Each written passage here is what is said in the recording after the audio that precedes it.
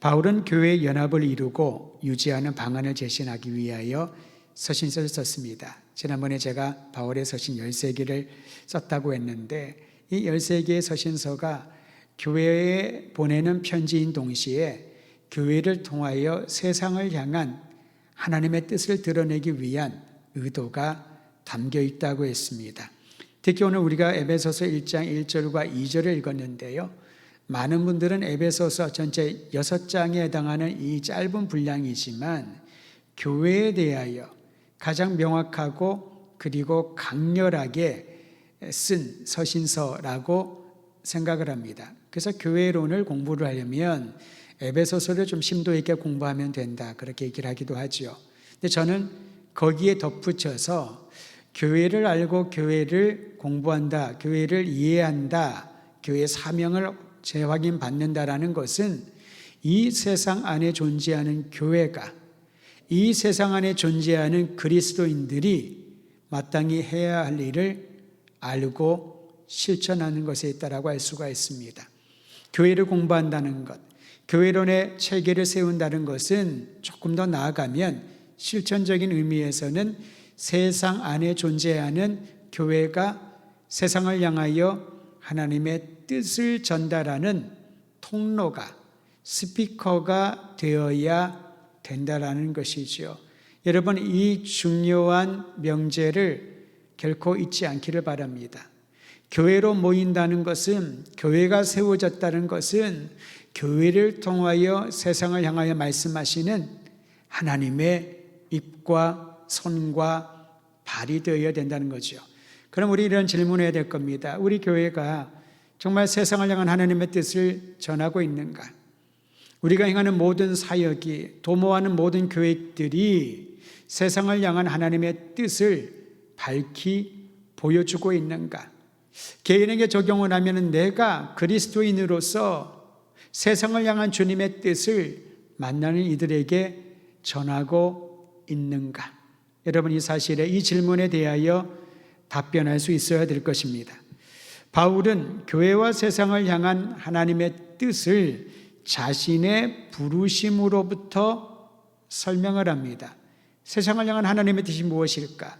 그 이전에 교회를 통하여 보여주고자 하는 하나님의 뜻이 무엇일까를 답변하기 전에 자신의 부르심으로부터 출발한다는 것이죠. 여러분 알고 계시듯이 바울은 베냐민 지파에 속한 유대인이었습니다. 그런데 놀랍게도 그는 태어나면서부터 로마 시민권을 가진 사람이었습니다. 소위 말하는 엘리트였지요. 그는 당대 유명한 교사 가브리엘의 문화에서 공부를 하였고 어려서부터 엄격한 바리새인으로 훈련받으며 성장을 했습니다. 그러니까 그가 배운 모든 율법에 관한 지식과 실천들은 어느 누가 보아도 흠잡을 것이 없는 엄격한 바리새인 중에 바리새인이요 탁월한 학자로서의 소양을 갖추었다라는 것이지요. 바울로 계명하기 이전에 그의 이름은 사울 아니었습니까? 사울은 유대식 이름이었습니다마는 그 사울이란 이름의 속뜻을 보면 세상을 살아가면서 명예를 가지고 다른 사람들보다 더 높은 위치에서 큰 자가 되고 싶은 야망이 엿보입니다. 여러분, 각자의 이름에 뜻이 있지 않습니까? 자녀를 낳았을 때의 자녀에게 대한 부모의 기대감은 엄청납니다. 특히 손이 귀한 가정에서 아이가 생기면은 그 아이에 대한 기대감은 온 가문의 마음을 담아 놓게 되는 것이지요. 그래서 그 이름도 굉장히 엄청나게 좋은 또 원대한 꿈을 가진 그러한 이름을 다 붙여주기도 합니다. 사울이란 이름이 바로 그러했던 거지요. 그랬던 사울이 예수님을 영접한 이후에 바울로 바꾸는데요. 여러분, 이 바울이란 이름은 로마식의 이름이었습니다. 유대식 이름이었던 사울은 영예로운 자, 큰 자, 탁월하고 뛰어난 자, 위대한 자라는 뜻이 있다면은 로마식 이름으로 개명한 바울은 결코 그렇지 않았다는 거죠. 그는 유대인이었지만은 이름을 로마식으로 바꾸면서 그 이유가 여기에 있습니다. 이방인 청중들에게 조금 더 친근감을 갖게 하기 위한, 그들과 자신을 동일시하며 만민을 향한 복음을 전하기 위하여 이름을 바꾸었던 것이죠. 간혹 우리가 이름을 바꿀 때 보면은 전에 갖고 있던 이름이 별로 마음에 안 들어서 그 뜻이 그리 좋지 않아서 이름을 바꾸는 경우들이 있습니다. 어떤 분들은 집에서 부르는 이름과 또 호적에 있는 이름이 또 다르고요. 사람들과 친구들과 또 부르는 이름이 다른, 이름이 2개, 3개 정도 이름을 갖고 계신 분도 있습니다. 전에 우리 교인 중에 한 분도 제가 병원에 입원하셨다 그래가지고 신방을 갔는데 가겠다고 했더니 그렇게 오지 말라고 하시더라고요. 괜찮다고, 금방 퇴원할 테니까 목사님 바쁜데 다른 분들 돌보고 오지 마셔요. 근데 제 마음에 꼭 병원에 신방해서, 코로나 전이었죠, 병원 신방하고 기도하고 싶은 마음이 있었습니다. 병원은 알았지만 호실을 몰랐기에 어렵지 않죠. 병원에 가서 이름을 얘기하면 호실을 가르쳐 주거나 아래에서 이름만 치면 다 나오지 않습니까? 아무리 여기저기 찾아봐도 계시지 않는 거예요. 간호사에게 물어봤습니다. 그런데 계시지 않는 거예요. 분명히 1시간 전에 통화했을 때 병원에 계셨는데 1시간 내에 퇴원했을 리 없을 것이고, 그런데 이리저리 찾다가 도무지 안 돼서 집에 전화를 드렸지요. 그 부인에게 전화를 해서 제가 지금 병원에 왔는데 아무리 봐도 이름이 없습니다. 퇴원하셨나요? 라고 했더니 저한테 막 웃으시면서 아니라고, 몇 호에 있는데 이름이 달아서 목사님 못 찾았을 거라고.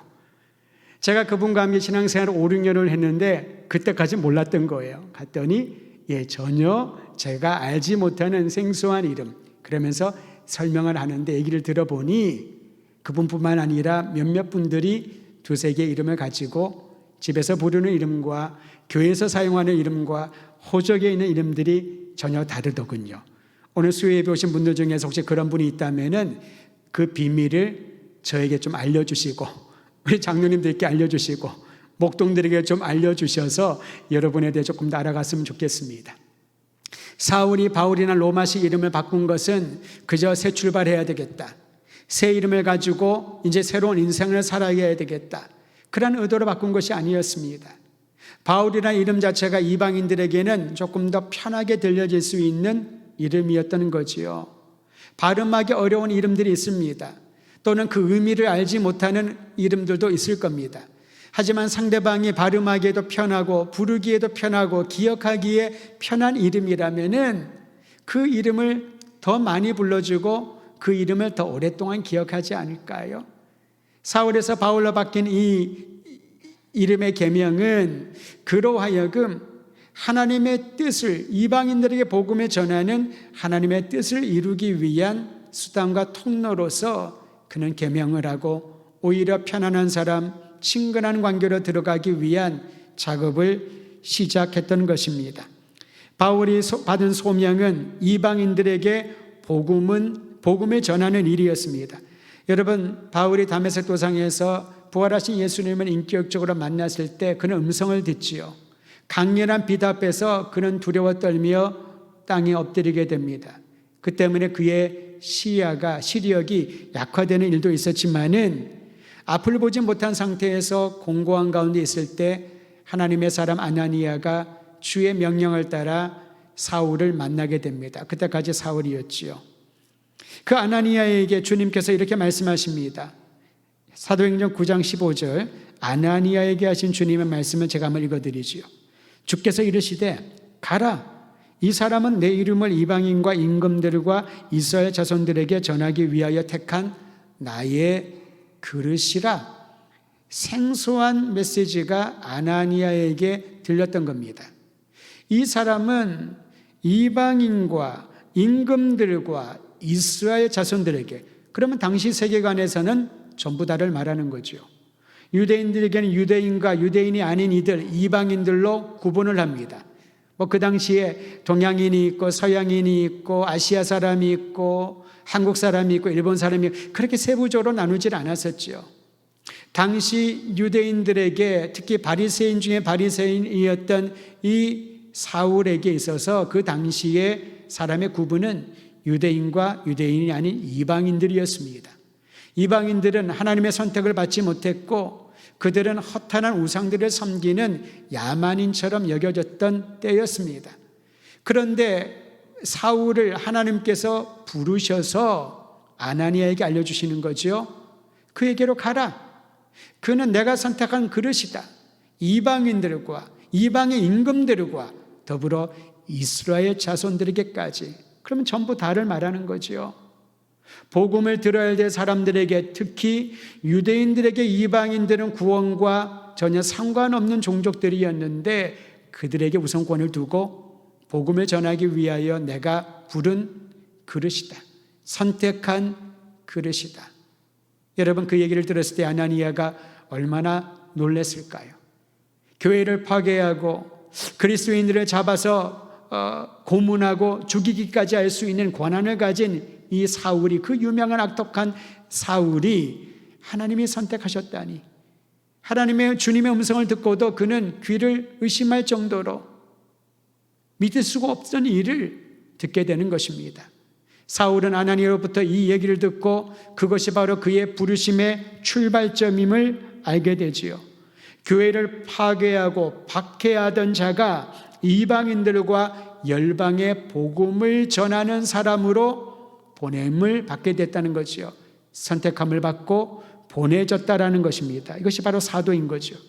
바울은 자신에게 일어난 이러한 급격한 변화가 하나님의 뜻임을 확신했습니다. 그러기에 에베소서 1장 1절은 이렇게 시작합니다. 제가 한번 읽어드리죠.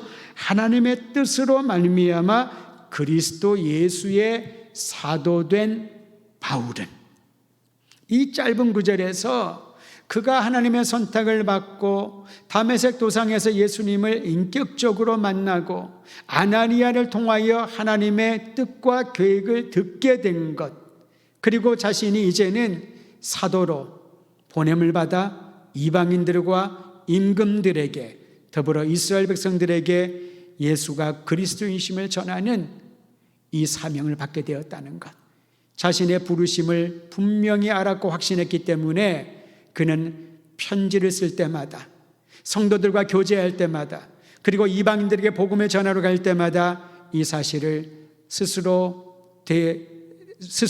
다짐하며 선포했던 것입니다.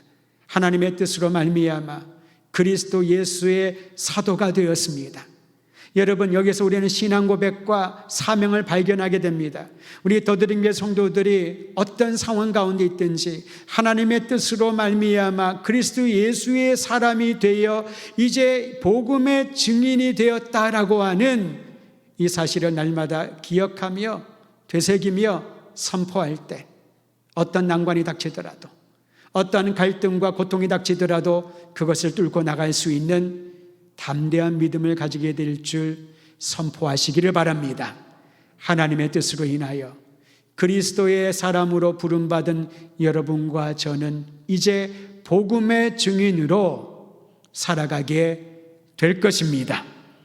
하나님의 뜻을 따라 사도로 부름받은 바울이 행하고 동시에 선포하는 메시지가 있습니다. 에베소서 1장 1절 하반절인데요, 1장 1절을 한 번 더 같이 읽으면 좋겠습니다. 1장 1절입니다. 시작.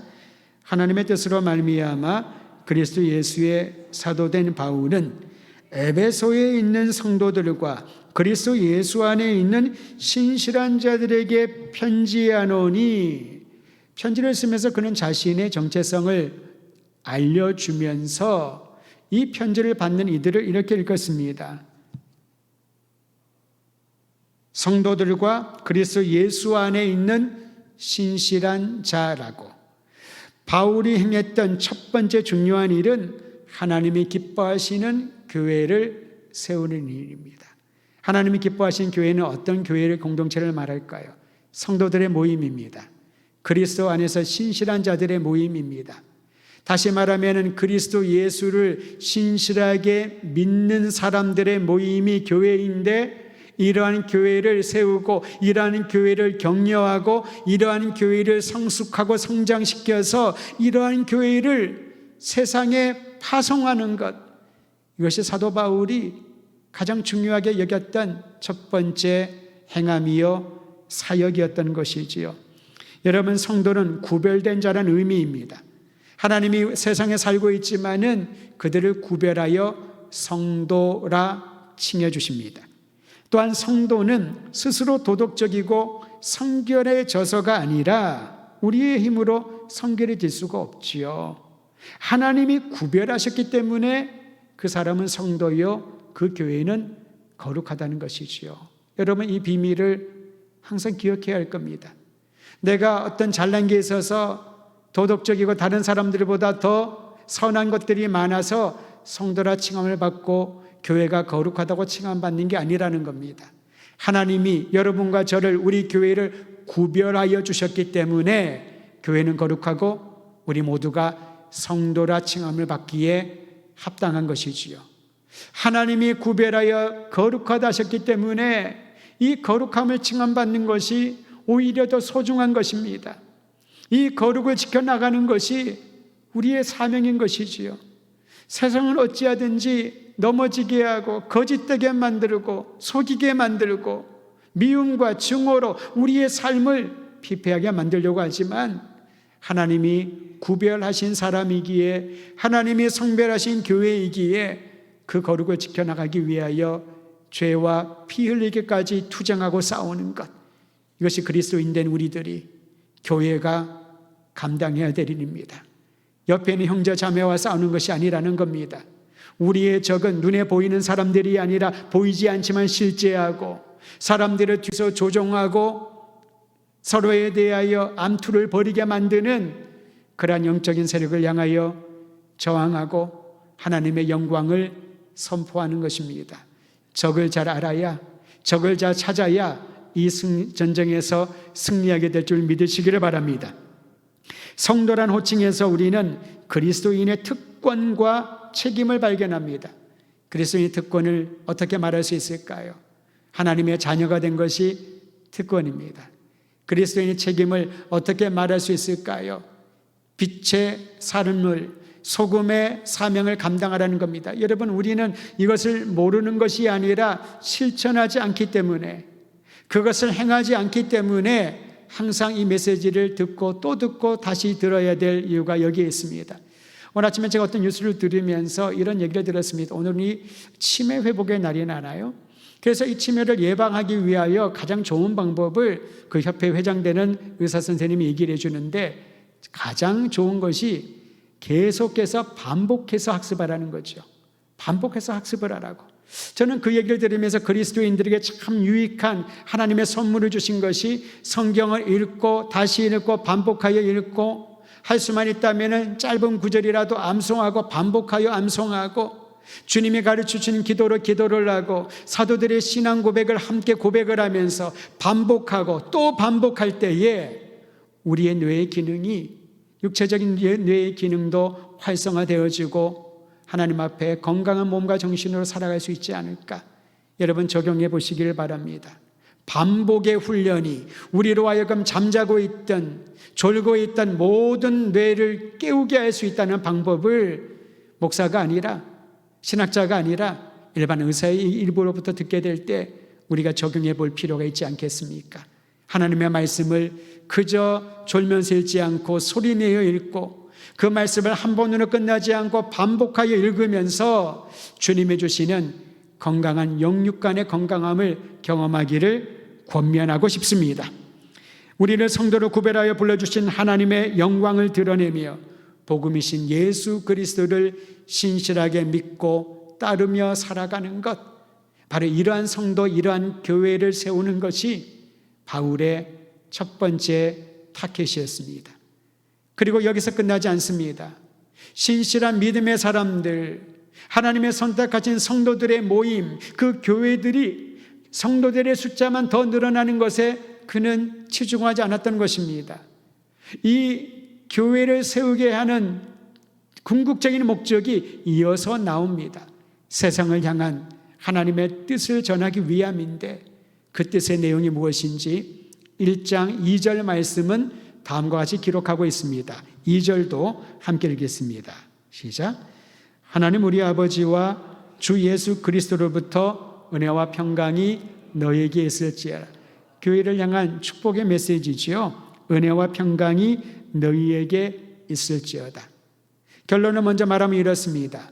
교회 안에 은혜와 평강이 들어오고 충만해야 이 충만한 은혜와 평강을 이제 세상을 향하여 흘려보낼 수 있다는 것입니다. 인아웃이 잘 돼야 되는 겁니다. 들어오는 것이 있어야 되고 나가는 것이 있어야 된다는 것이지요. 들어오는 통로가 확보되어야 되고 나가는 흘려보내는 통로도 확보되어야 되는 겁니다. 우리는 들어오기는 간절히 원하지만은 나가는 통로가 없다면은 거기서 비만하게 되는 거지요. 영적인 비만함도 있습니다. 여러분, 우리가 육적으로 비만하다는 것은 무엇입니까? 건강에 문제가 생긴다는 거지요. 영적인 비만함, 즉 받아들이기는 받아들이고 연구하고 배우고 익히는 데는 열망이 있지만은 아웃이 되지 않는다면은, 밖으로 흘려보내지 않는다면은 영적인 문제가 그 안에 생긴다는 것입니다. 은혜와 평강이 너희에게 있을지어다. 다시 말하면 은혜와 평강을 경험한 사람은 하나님의 은혜와 평강을 흘려보내지 않고는 견디지 못하는 거지요. 즉 은혜와 평강은 교회뿐만 아니라 세상을 향한 하나님의 뜻입니다. 여러분, 은혜를 어떻게 설명할 수 있을까요? 감당할 수 없는 과분한 호의를 우리는 은혜라고 합니다. 내가 은혜를 입었습니다. 그 말은 감당할 수 없는, 내가 상상할 수 없는 그런 호의를, 하나님의 호의를 받았다. 이게 바로 은혜를 경험했다라는 거죠. 간혹 말씀을 전하고 뒤에서 인사를 드리면은 이런 인사를 하시는 분들이 간혹 있습니다. 좀 자주 있어야 되는데요. 목사님, 오늘 말씀에 은혜 많이 받았습니다. 오늘 예배 은혜 많이 받았습니다. 그렇게 얘기를 합니다. 근데 다른 말로 말하면은 오늘 목사님의 설교가 저에게 큰 감동을 주었습니다. 오늘 예배를 드리면서 제 마음에 큰 감동이 있었습니다. 그런 말이 아니겠습니까? 근데 여러분, 우리가 표현하고 사용하는 은혜보다도 성경이 말하는, 오늘 바울이 에베소 교회와 그 교회를 통하여 세상에 흘려보내주고자 하는 은혜는 내가 그저 작은 감동받고 내 마음이 울림이 있고 그러한 정도의 수준이 아니라는 거지요. 이 은혜는 생각만 하더라도, 하나님의 베풀어 주신 은혜를 바라보기만 하더라도 말문이 막히고 온몸에 전율이 오고, 내가 어떻게 이 은혜를 감사로 표현할 수 있을까? 감사할 수 있는 그런 표현 방법을 알지 못할 정도로 과분한 것이 하나님의 은혜라는 것이지요. 예를 들면 예수 그리스도를 믿음으로 우리를 구원하셨다는 것, 여러분, 이것은 너무나도 쉬워 보이지만은 이것이 하나님의 은혜이기 때문에 쉬운 거지요. 내가 공로를 쌓아서, 내가 노력을 하고, 내가 지식을 쌓아서 영적인 특별한 신비한 경험을 해야 구원을 얻는다면은 여기 있는 사람 중에 저를 포함하여 구원 얻을 사람이 몇 명이나 될까요? 하지만 예수님을, 그리스도를 믿음으로 너희는 구원을 얻는다. 어렵지 않잖아요. 그런데 이 어렵지 않게 우리가 구원의 길에 들어가게 하신 것이 바로 하나님의 은혜인 줄 믿으시기를 바랍니다. 쉽기 때문에, 하나님이 다 마련해 놓으셨기 때문에 이 과분한 은혜를 잊어버리고 산다면은 그것을 우리가 잘 사용하는 말로 배은망덕한 것이지. 은혜를 입었으면은 감사할 줄 아는데 은혜를 입어도 감사할 줄 모르는 것이 이 세대요 교만한 자의 특성인 것입니다. 저는 우리 교회 안에서 예배를 드리든지 신앙생활을 하고 섬기든지 어떤 일을 하든지 하나님의 은혜로 내가 아들과 딸이 되었다는, 주님의 아들과 딸이 되었다는 이 과분한 은혜에 감사, 또 감사, 또 감사할 수 있는 삶이 이루어지기를 간절히 소망합니다. 그러다 보면 여러분, 우리가 일을 하다가 막힐 때가 있잖아요. 애쓰고 노력을 하는데 열리지 않을 때가 있습니다. 제가 아는 목회자는요, 부교육자로 사역을 하기 위하여 이 교회 저 교회 이력서를 내잖아요. 청빙 받으려면 소개를 해야 되는데 100건을 냈대요. 100번을 냈는데 안 되다가 101번째 됐답니다. 무슨 영화 제목 같지요? 101번의 프로포즈, 뭐 그런 영화를 제가 얼핏 제목을 본 것 같기도 한데요. 정확한지는 모르겠습니다만은 그분은 101번째 됐다는 걸 얘기를 하는데 저는 한번 생각해 보았습니다. 교회뿐만 아니라 일반 직장도 마찬가지겠지요. 공부를 하기 위해 학교도 마찬가지 않겠습니까? 100번을 했는데 100번 다 아닙니다. 괜찮습니다. 당신에게 자리를 줄 수 없습니다. 얼마나 낙심이 됐을까요? 얼마나 원망이 찾아왔을까요? 그런데 그 목사님은 그 얘기를 하면서 그 시간에 고통스럽고 괴로웠지만은 오히려 그 시간을 통하여 자신을 돌아보게 되었다는 것을 고백하더군요. 그 100번의 거부는 그를 이전보다 조금이라도 성장시키는 하나님의 훈련의 시간이었고 지금도 목회를 잘하고 있습니다. 사랑하는 성도 여러분, 나에게 베풀어 주신 하나님의 은혜가 과분함을 아는 이들은 지금 길이 막혀 있다고 힘들지요, 답답하지요, 울고 싶지요, 괴롭지 않습니까? 하지만 거기에 멈추지 않는 것입니다. 하나님이 예비하신 그 은혜는 변함이 없음을 알기 때문에 그 자리에 서 있든지 잠시 쉼을 통하여 재충전하고 앞을 바라보든지 하나님의 사람은 결코 멸망하거나 포기하지 않음을 믿으시기를 바랍니다. 죄로 인하여 죽을 수밖에 없는 자에게 하나님의 자녀 되게 하시고 영생의 복음 주신 것이 주님의 은혜입니다. 하나님의 영원한 유산을 받을 상속자로 나를 택해 주심이 은혜입니다. 여러분, 육신의 부모로부터 유산을 얼마를 받을까 관심 갖지 말기를 바랍니다. 왜냐하면 하나님이 주시겠다는 영원한 유산이 이미 확증되어 있기 때문에 여러분과 저를 향한 하나님의 유산, 영원한 유산은 어느 누구도 빼앗아갈 수 없는, 어떤 법으로도 빼앗아갈 수 없는 분명한 주님의 약속인 줄을 알고 이것이 주의 은혜임을 감사하며 찬양하시기를 바랍니다. 항상 내 곁에 계시는 것도 주님의 은혜입니다. 내가 해야 할 일과 가야 할 곳을 지시해 주시는 분, 지금은 막연해 보여도 그러나 이 막연한 순간에서도 주님은 계속하여 나를 위하여 일하고 계심을 믿고 또 믿게 하는 것, 이것이 바로 하나님의 은혜인 것이지요. 이 은혜를 교회가 경험을 하면 세상의 낭망한 자들을 향하여 이 은혜의 하나님을 전하지 않겠습니까? 위로의 하나님을 증거하지 않겠습니까? 여러분, 사람들이 얼마나 힘들고 우울하고 고통스럽고 누가 정치의 위정자들이 되어도, 누가 그 단체의 단체장이 되어도, 누가 그 그룹의 리더가 되어도 좋아질 줄 기대했는데 좋아지기는커녕 더 나빠지는 일들을 경험할 때마다 사람들은 낙담하지 않을까요? 그럼에도 불구하고 하나님의 은혜는 결코 우리를 떠나지 않는다는 이 약속을 경험한 교회가, 경험한 그리스도인들이 증거하게 될 것입니다. 우리가 알고 있는 사도 바울의 고백, 고린도전서 15장 10절, 이 말씀은 항상 우리 마음에서 움직이고 생동함 있게 선포되기를 바랍니다. 그러나 내가 나된 것은 하나님의 은혜로 된 것이니, 고린도전서 15장 10절입니다.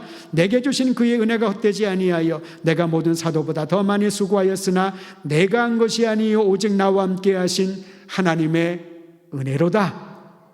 자기가 수고한 것도 하나님의 은혜고, 그렇게 수고할 수 있도록 힘을 주신 것도 하나님의 은혜고, 나의 나된 것은, 사울이었다가 바울이 된 것은 혈육으로부터 버림을 받고 바리새인들로부터 출교를 당하는 그런 상황 가운데 처했지만은 그가 기뻐하며 그 길을 포기하지 않고 갈 수 있었던 것은 다 하나님의 은혜라. 돌을 맞으면서도, 배가 파손되어 거의 수장될 위기에서도, 강도를 만날 때도, 그가 복음을 전한 이들이 뒤통수를 치고 그를 다 떠났을 때도, 복음을 받아든 이들 중에 세상을 사랑하여 떠난 이들도 있지 않았습니까? 성경이 기록하고 있잖아요. 얼마나 낙담이 됐을까?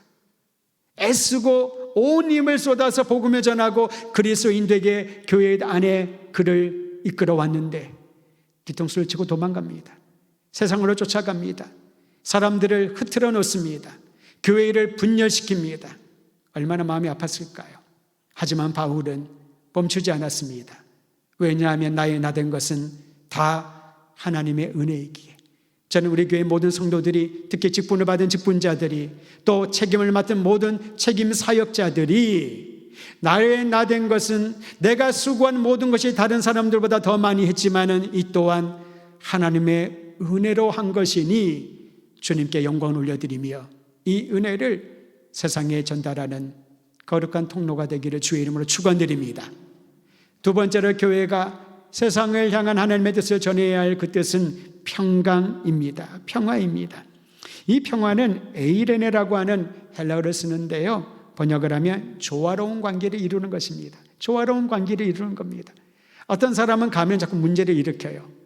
없던 문제도 일으키게 되고요. 조용한 곳을 시끄럽게 만들어 갑니다. 사람들 사이를 이간질시키는 그런 이들이 있습니다. 본인이 의도하든 의도하지 않든 부정적인 영향이 나타나는 이들이 있습니다. 그리스도인은 교회가 세워지면은 조화로운 관계를 이루어가는 것입니다. 조화로운 관계를 이루어가는 겁니다. 사람들이 교회를 찾아와서 도움을 청하고요. 사람들이 그리스도인을 찾아와서 도움을 청하고 듣기를 원하고 위로받기를 원하고 가까이 오기를 원하는 그러한 조화로운 관계를 만들어가는 것이 에이렌의 평화를 전하는 것입니다. 바울의 은혜와 평강이 너희 모두에게 그리스도를 신실하게 믿는 이들에게 있을지어다. 다시 말하면 이 은혜와 평강을 경험한 이들은 이제 세상에 하나님이 얼마나 은혜로우신지, 하나님이 얼마나 평화를 우리에게 주시는지를 증거하라는 겁니다. 그러면 하나님의 평화는 어떻게 실현될까요? 바울이 말한 둘을 하나로 만들고 원수된 관계를 화목시키고 반목하고 있는 그런 모든 장벽을 무너뜨리는 하나님의 평화 프로젝트는 어디에 있을까요? 예수 그리스도 안에 진정한 평화를 이루어 주시겠다고 약속하셨습니다. 여러분, 에베소서에 보면 바울이 이렇게 선포합니다. 에베소서 2장 14절. 그는 우리의 화평이시라. 예수 그리스도 그분은 우리의 평화이시라. 교회를 평화롭게 하시고 세상을 평화 가운데 이끄시는 분이 예수 그리스도시니라. 할렐루야. 이 놀라운 약속과 복음의 메시지를 교회가 교회 안에서 성도들이 경험해 나갈 때 세상에 평화를 말할 수 있는 담대함과 당당함이 생기는 겁니다. 예수님께서 불안하고 두려움에 사로잡힌 제자들에게 말씀하신 내용을 다시 한번 들려드립니다. 보혜사 성령에 대하여 가르치시며 예수님이 이렇게 말씀하셨습니다. 요한복음 14장 27절. 평안을 너희에게 끼치노니 곧 나의 평안을 너희에게 주노라. 내가 너희에게 주는 평안은 세상에 주는 것과 같지 아니하니라. 그러므로 너희는 마음에 근심하지 말고 두려워하지 말라. 평화가 없는 상태가 바로 근심하고 두려워하는 거지요. 안정이 되지 않습니다. 미래가 불안합니다. 하지만 예수 그리스도는 우리의 화평이시라. 주님께서 주시는 이 평화는 세상이 주는 것과 같지 않다는 겁니다. 세상에 주는 평화는 상황마다 달라집니다. 내 감정의 상태에 따라서 달라집니다. 내 감정이 좋으면은 정말 평화로움을 느끼지요. 근데 내 감정이 다운되고 힘들면은 아무리 좋은 상황이라도 불평이 나오기 마련입니다. 상황이 좋으면 우리는 해피해야 합니다. 행복하다고 합니다. 상황이 어려워지면 우리는 그 안에서 기뻐하며 감사하기가 너무나도 어렵지 않습니까? 하지만 예수 그리스도가 우리의 평화이시고 주님이 주는 평화는 세상이 주는 것과 같지 않는다는 것을 믿는다면, 그것을 경험했다면 이 세상에 평화 없어서 고통당하고 있는 이들에게, 분노하고 있는 이들에게 진정한 평화이신 예수님을 소개해 주지 않을까요? 저는 그러한 이 사명을 감당하기를 바랍니다. 부활하신 예수님이 제자들에게 나타나시는데 요한복음에는 다른 복음서보다 빈번하게 나타나는 내용이 기록되어 있습니다. 특히 제자들에게 3번을 나타나시는데요. 3번째는 도마에게 나타나시지요. 부활하신 예수님이 제자들에게 3번 나타나시면서 하신 말씀이 있습니다. 무슨 말씀일까요? 평안이 너희에게 있을지어다. 샬롬, peace be with you. 평화, 에이렌의 하나님이 주시는 조화로움이, 불안하고 두렵고 걱정하고 뭐 먹고 살까? 앞으로 우리의 미래는 어떻게 될까? 가족들에게 뭐라고 말할까? 주님은 십자가에 달려 죽으셨는데 우리는 앞으로 어떤 일들을 겪게 될 것인가? 걱정, 불안, 두려움, 공포, 답답함, 미안함, 원망, 온갖 감정들이 그들의 삶을 지배하고 있을 때 주님께서 그들 앞에 나타나셔서 평안이 너에게 있을지어다. 의심하는 도마에게 평안이 너에게 있을지어다. 부활하신 주님을 3번이나 만났지만 여전히 믿지 못하고 의심하는 이들에게 평안이 너에게 있을지어다. 내 양을 먹여라. 내 양을 쳐라. 내 양을 먹여라. 이 말은 여러분 교회 안에 양들을 모으고 그 울타리 안에 양들만을 위하여 헌신하라는 것이 아닙니다. 그들을 먹여서 그들이 성장하고 이제 그들이 세상을 향하여 나갈 수 있는 그때가 되면은 그 통로를 통하여 세상을 향한 하나님의 뜻을 전하라. 저는 요한복음의 핵심 구절을 주일학교 때부터 우리는 다 들어와서 잘 알고 있다고 봅니다. 하나님이 세상을 이처럼 사랑하사, 하나님이 세상을 향한 놀라운 뜻을 갖고 있습니다. 그것은 사랑의 뜻이요, 구원의 뜻이요, 하나님의 은혜와 평강을 심어주고자 하는 뜻이고, 이 뜻을 이루라고 여러분과 저를 바울처럼 불러 선택하시고 교회로 삼아 주신 것이지요. 내 안에 은혜와 평강이 차고 넘쳐야 세상을 향하여 주님의 은혜와 평강을 전할 수 있을 것입니다.